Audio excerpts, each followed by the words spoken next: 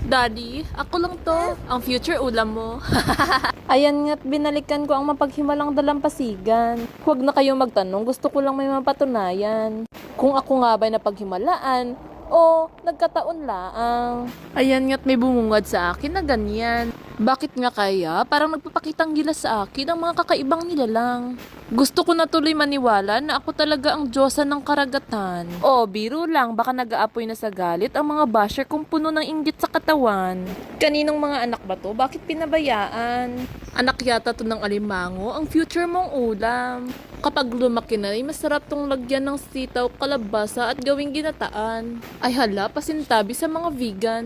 Maganda ring nakakakita ng mga ganito paminsan-minsan.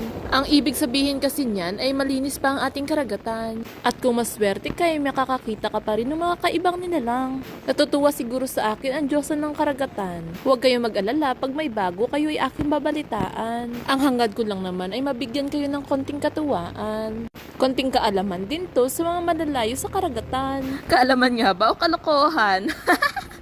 It's not working! Tapusin na natin to! Tapusin na muna natin ang ating usapan dahil kami may pupuntahan. Dahil ang Diyosang ito ay bisi-bisihan. Akala mo tuloy parang tagapagmana ng sanglaan. Sa dami ng nilalakad, akala mo nagpapautang.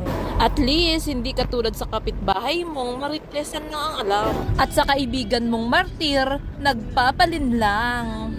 Niloloko na nga, habol pa rin ng habol, parang timang. O ilag, baka kamatamaan.